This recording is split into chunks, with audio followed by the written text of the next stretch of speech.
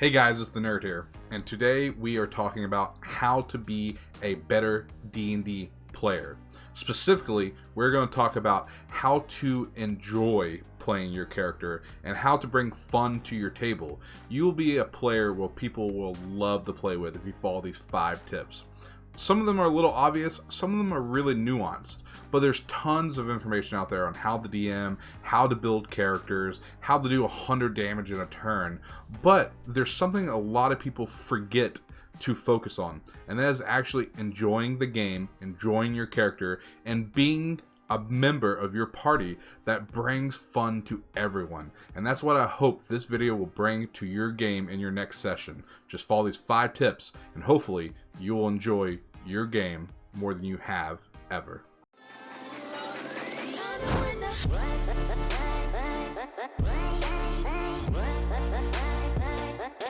Hey nerds, welcome back to another We Are Nerds D&D video.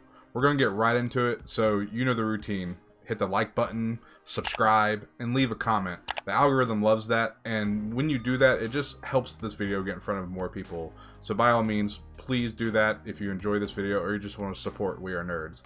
Also, don't forget to check us out on Facebook, and I just recently started TikToking, which is interesting, so be sure to check that out. Let's get right into it. The first one we're going to talk about is pretty obvious actually, but it's something that people really get away from, and that's just be present.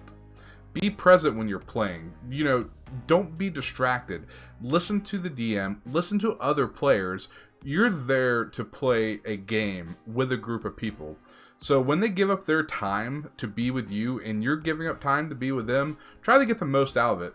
Now, I'm not saying don't have fun or laugh and cut up or whatever. That's fine. That's one of the best parts of a D&D game. What I'm talking about specifically is don't be on your phone in between turns, or if there's a part where your character doesn't actually play a huge role in, don't get distracted. Don't get up. Don't wander around. You know, be in the moment. Be present. Really think about what your character's feelings will be, or like what your friends' characters are actually going through. This will really help you put yourself into the mindset of what's going on, and it really helps. It's just like a book. When you're reading a book and you're really immersed in it, like, you know, like Harry Potter, when Dumbledore dies, spoiler alert, you cried like a baby, right? That's because you were part of it. You were present. When they were describing what was happening and in those words in that book, it was real to you. If you do the same thing in your D&D games, it will blow your mind how much more you get out of it. So, super simple, but it always needs to be restated. Be present. Tip number 2, know your stuff. So this is something a lot of players, they don't actually do, but it's okay, especially if you're new. Don't feel like what I'm saying is you have to know everything. But especially when you start like a new game and you're low level, there's not a lot of stuff that you have to learn. Just learn your character to begin with. Know what your spells do, know what your attacks, know what your reactions can be. I actually suggest a lot of people to get the note cards and write it down. Just, you know, go through it, the flashcards, or whatever you want to do. But if you bring them to the table, it just helps so much, and you'll learn a whole lot quicker that way too. But when you know your stuff, you spend less time reading through the book and trying to figure out what, you know, how much damage magic missile does, and if it's an automatic hit, or what exactly does bonfire do. You already know this stuff and you have it in front of you, so you can spend more time, like tip number 1 is, in being present, being part of the conversation, being part of the role play. Think of tactics or off the wall things you can do, because you have more time to devote to that, because you're not looking up rules, your spells, your attacks, your reactions. It really speeds up the game, and it takes a lot off your mind. Now, this requires a little bit of investment before the game, but trust me, if you do this, you will enjoy your game so much more, like I said, because it really is all part of tip number 1. It helps you be present. Tip number 3, pick a role. Now, this sounds kind of foreign to a lot of people, right? Because you're already picking a race and a class. And a lot of classes, they kind of have like an inherent role to them. Like most clerics are like support, or you think of like fighters being frontline, but that's not always true. You can pick any race and any class, and you can pick a role for them. What I mean by this is your character the kind who gets into a fight? Are they like short-tempered? Are you the aggressor, or are you the one who likes to talk through things?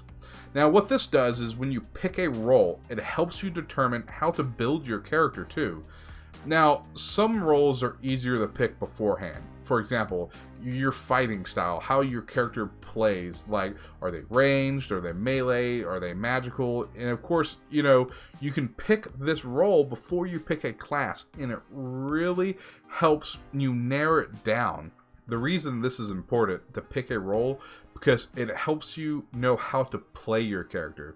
So if you think of your character as exactly that, a character, they have their own values, their own flaws, and when a situation arises, not only in battle but like in social situations, you know how to react to it because you know what your role is. You're either the meathead, you're the brainy one, you like to argue and debate.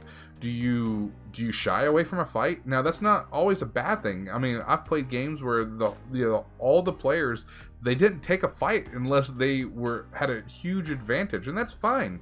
The way you play is what your role is, and that's something a lot of people don't think about. They pick their class and they think their class is their role, but you need to change your thinking. You need to pick your role and then use your class to enhance what your role is or what you want your role to be. Does that kind of make sense? A lot of people do it backwards. They pick a class to make their role, but pick your role and your class and your race and everything like that to follow it, and trust me, it will greatly enhance your experience at the table, because everything is built towards one direction and all your decisions become easier. And again, I know I'm gonna harp on this a lot, but it helps you be more present.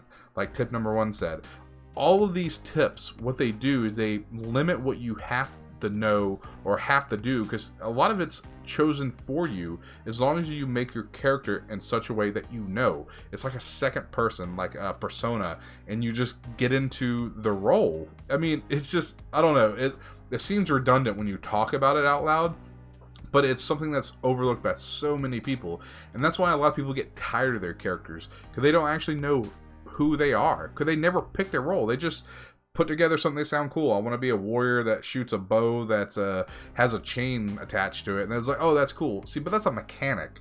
What I'm talking about is actually enjoying your character and enjoying the style of play that you're going to play for a long time in the session. That way it helps avoid burnout too. Tip number 4, have a plan. Now, this builds on top of tip number 3, that's pick a role.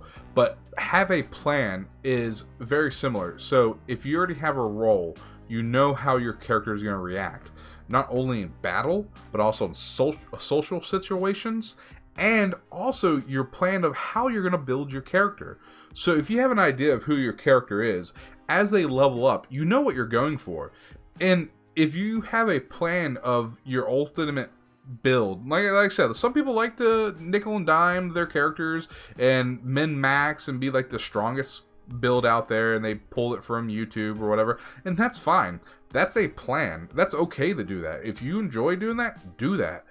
But also think about builds that you want. Like, you can ask your DM too, how long is the session gonna go? How long is the whole campaign gonna be? Are y'all gonna get to level 10? Are you gonna get to level 15? Or are you just gonna get to level 4 and someone's going to take over, a new DM, or are they going to start a new campaign? These questions are questions that DMs are okay with, because they might not have thought about themselves, but if you're thinking about it down the line too, they get excited about it because you're buying into their world and you want to know about the campaign. So if you're going to level 8, you might not be able to get that power build that, you know, really peaks at level 12, but you can build some interesting and fun builds. So like I said, tip number 4 is have a plan. So we talked about your character plan, but also your social plan is very interesting too. So once you picked a role, and let's say you did pick a barbarian, you're the meathead. So your social role that you're picking, and you have a plan every time you go into a social encounter, is you're the comic relief, right? You're dumb, chicken, or whatever. But you don't see a lot of these social roles. People they can be very minute, and you can finesse these roles. Are you the smartass who always has a smartass comment, but other than that you don't talk a lot? Or are you the stoic, cleric who's always praying, but when you get in a conversation, you love to debate, you like minutia? I mean, there's a lot of things that you can do, and also one of the best things is oxymoronic roles. Having a barbarian that's smart, instead of intelligence being your dump stat, make it higher and play something that will surprise people, especially if you have people in your party that play off of this very unusual role. It becomes such an awesome shtick that people love and you have genuine fun with, especially if your DM can play off of it too, and they have someone like a scholar talking to the barbarian thing and they're talking down to them and they blow their mind and they talk about stuff they don't understand. It makes for some great interactions, trust me. So after you have a plan for your character build, you have a plan for what your social interaction is going to be, don't forget to have a plan for your battle tactics. Now, obviously, a lot of tactics can only be thought of on the spot, right? Like, you don't know what every fight's going to be. But you can have a plan for what your character prefers. So, you already have a role of a tank, right? But what kind of tank are you? Are you a tank where you just want to run up into the fight? Or are you going to stay close to your favorite friend and you're going to protect them? You kind of lead the others to themselves. Or you might be a tank, but do you really care about the other people? Maybe you just run up and you stand right in the middle and you like to kill as much as possible. That's fine too. But as long as you have a plan for how you're going to do it, people start to know this, right? So even if one person in your group has a plan and they play consistently, and of course, with all these tips, I want that player to be you. But it takes one stalwart person to just constantly have a plan and play their character consistently, because then it allows people to play off of it. And trust me, if your DM sees this and they actually can think a little forward as well, they can plan situations that really enhance this idea. And the whole party benefits from it. And last but not least, tip number 5 is learn to DM. Learn to be a dungeon master. This is a tip some people don't think about, actually, and it surprises me. But as a player, sometimes people who have never DM'd before, even thought about it, they have no idea what it's like to be a dungeon master. So they don't know how to anticipate or to kind of like have that plan of what your DM's going to do and how to kind of play off of it. Now remember, a lot of this is like improv, right? The DM does a lot of improv, and so do you.